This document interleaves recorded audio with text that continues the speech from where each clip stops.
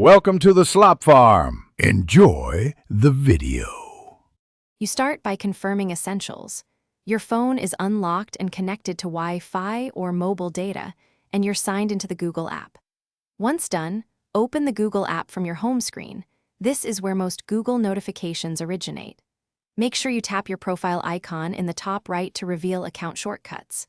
You're beginning the process because notifications follow account and app settings, so getting into the right app is the first actionable step.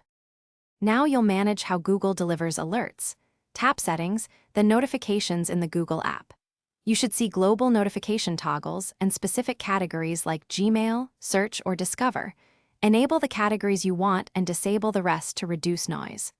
Once enabled, choose Sound, Vibration, and Priority so important alerts break through Do Not Disturb.